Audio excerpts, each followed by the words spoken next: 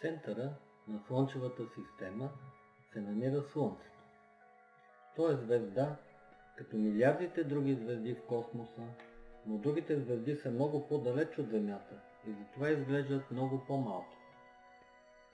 Слънцето е важно за нас, обитателите на планетата Земя, защото то е основен източник на топлина и светлина, които правят възможен живота на Земята.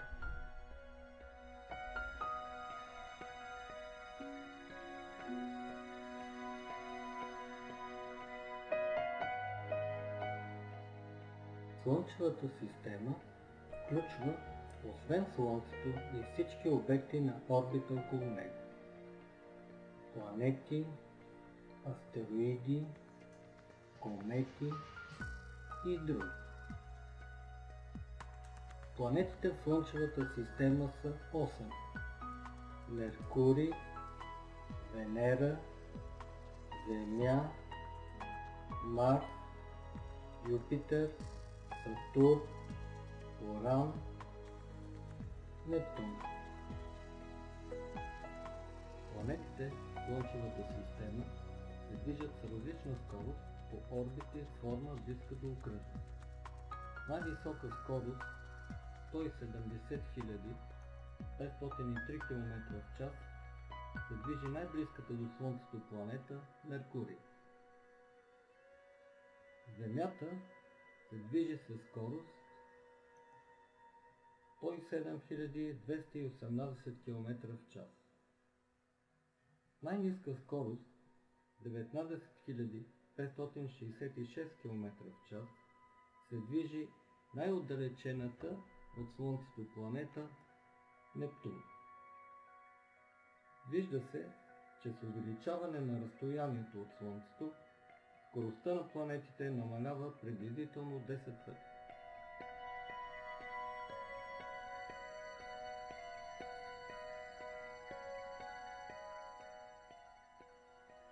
Условно, планетите от Слънчевата система са разделени на две групи. Планетите, които се намират най-близо до Слънцето, се наричат вътрешни планети. Това са Меркурий, Венера, нашата планета Земята и Марс. Четирите външни планети са на много по-голямо разстояние от Слънцето. Това са Юпитер, Сатурн, Уран и Нептун.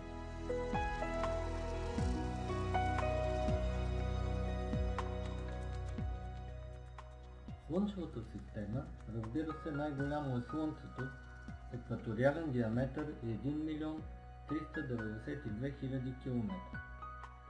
От планетите най-малка е Меркурий, диаметър при екватора 4879 км, а най-голямата планета е Юпитер с екваториален диаметър 142 984 км.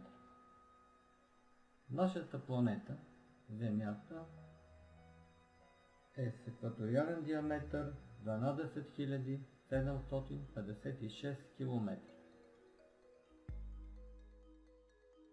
Слънчевата система се намира в галактиката Млечен път, която е само част от обкръжаващия ни безкрайен свят, наричан Вселена или Космос.